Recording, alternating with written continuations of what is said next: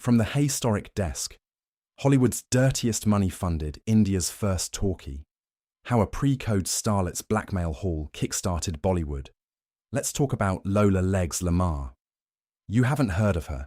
Nobody has. She wasn't a star.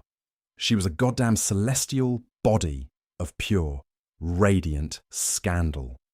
A human Rolodex of every skeleton in every studio boss's closet in 1929. Her official job was dance instructor, which was Tinseltown code for the curvaceous dame who taught a clumsy leading man the waltz, and then taught his producer how to properly mortgage his soul. Lola's real talent, however, was arbitrage. She arbitraged secrets.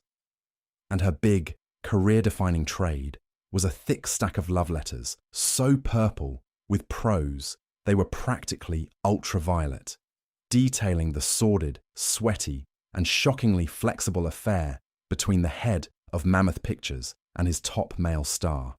The studio head, let's call him Thaddeus P. Longfellow just to piss off his descendants, paid a sum that would make a pope blush.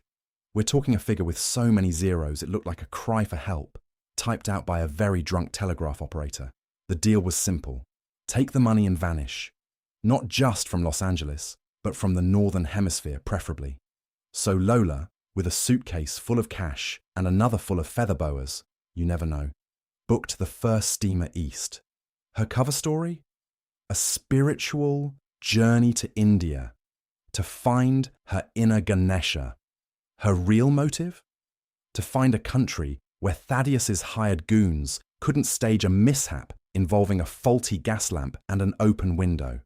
She found her calling not in some dusty ashram, but in the sweltering chaos of Bombay. There, a madman named Ardashir Irani was running around trying to convince anyone who'd listen that the future of cinema was sound. He had a story, a cast, a camera, and a mountain of debt. He wanted to make a film that talked and, God help him, sang. He called it Alam Ara. Everyone else called him a bankrupt lunatic with a death wish. Then Lola waltzed in, took one look at the beautiful, glorious, career-ending chaos of it all, and felt right at home. Fuck it, she reportedly said, dumping a duffel bag of $100 bills onto his desk. Let's make some noise.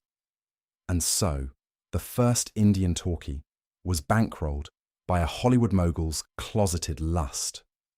Lola's name was, of course, nowhere near the picture. Thaddeus's lawyers saw to that.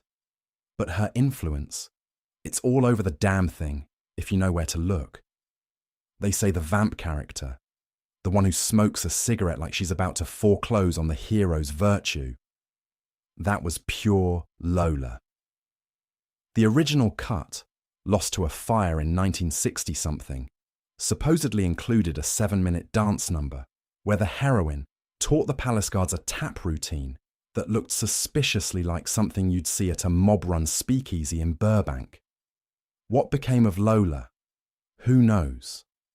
One apocryphal source, a drunken letter from a disgraced British colonial officer, claims she married a minor prince with a foot fetish and a private zoo.